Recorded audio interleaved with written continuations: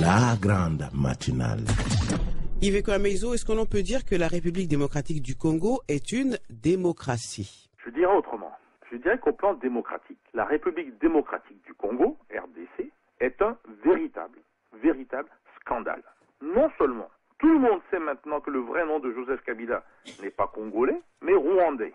Mais ce jeune homme, qui représentait l'espoir des nouvelles générations, a réussi le tour de force de devenir un instrument aux mains de forces étrangères, dont le Rwanda, et ceux qui soutiennent le rôle de Rwanda en RDC. Bien sûr, rien ne peut se faire sans l'armée.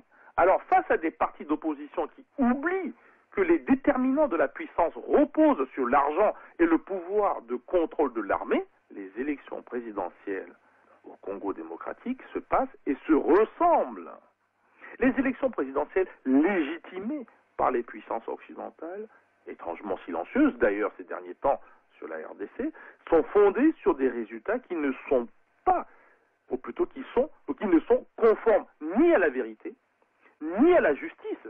Ce n'est pas moi qui dis cela, c'est le cardinal Laurent Bosengo, l'archevêque de Kinshasa.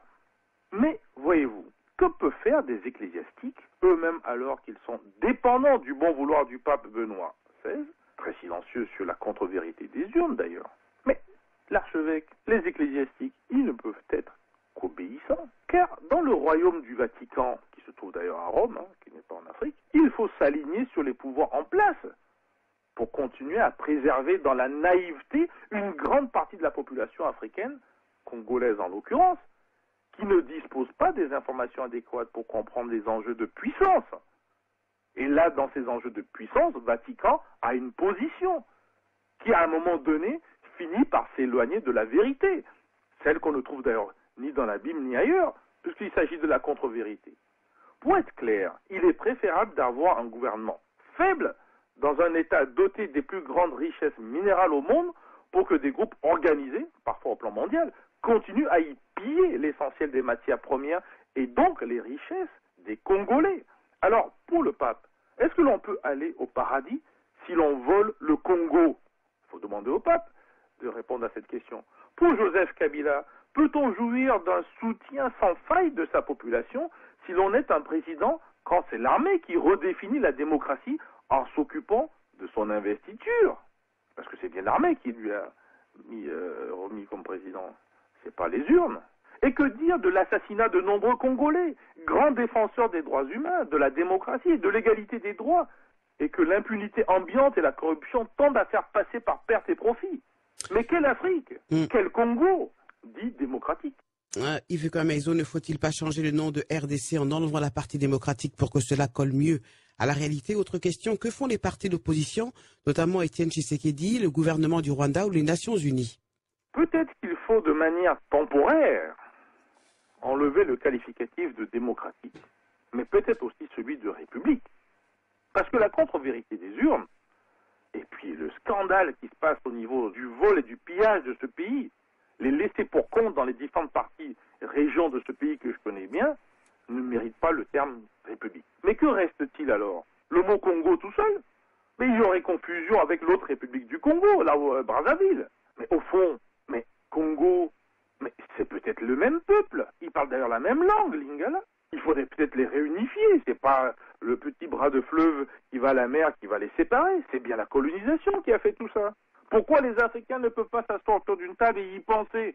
Peut-être le faire dans le cas des États-Unis d'Afrique ou une fédération africaine, que j'appelle l'interdépendance africaine. Mais personne ne veut prendre cette initiative chez les Africains. Il faut toujours que ce soit l'occidental qui vienne, soit par la force, soit par la ruse, les faire bouger. Alors faut-il revenir au mot authentique de Zaïre, qui commence d'ailleurs à ressortir ici et là? On parle bien du grand, majestueux fleuve du Zaïre. En effet, de nombreux Congolais estiment que la réunification des deux Congos devrait tôt ou tard revenir dans la palabre africaine, sans que cela ne soit l'objet d'interdits par les anciennes colonies. Ils y voient d'ailleurs que la fin de leur puissance et contrôle des matières premières. Avec la balkanisation du Mali, voire du Sahel d'ailleurs, avec l'ensemble des peuples touaregs, avec en filigrane de nouveaux espaces d'islamisation forcée des Africains, il n'est pas impossible que des Congolais nationalistes voient dans la contre-vérité des urnes qui fondent le pouvoir de Kinshasa une nouvelle colonisation rwando-occidentale. Le président Kagame devrait peut-être toujours et surtout s'expliquer, car ce petit pays, par la taille, et sans matières premières déclarées comme l'or ou le diamant, est en passe d'en devenir un principal exportateur dans la sous-région des Grands Lacs et même à l'extérieur. Alors, le Rwanda est-il si neutre que cela? Ça pose un problème. L'argument des Hutus génocidaires vivant au Congo démocratique ne permet plus de justifier une forme d'autocratie au niveau du Rwanda qui prend de l'ampleur dans ce pays. Mais les responsables des Nations Unies ne peuvent sortir de l'analyse indemne avec une des plus grandes forces dites de paix au Congo démocratique, alors que le nombre de viols, de vols, de meurtres, de déstabilisation ne fait qu'augmenter dans ce pays. Et pourtant, les Nations Unies, qu'est-ce qu'ils font? C'est quand même pas des vaches à regarder le train passer. Et encore faut-il les trouver, ces trains. Alors, il y a un problème avec les Nations Unies. Et si l'ONU n'était pas intervenue, est-ce que la situation serait pire? N'est-ce pas l'Afrique du Sud ou l'Angola qui sera en train de coloniser la RDC, dont le fleuve n'arrive toujours pas à faire jaillir l'hydroélectricité pour le bien-être des Congolais? Étienne Tshisekedi, le président de l'Union pour la démocratie et le progrès social, UDPS, rappelle qu'il est le véritable président élu suite aux élections présidentielles du 28 novembre 2011.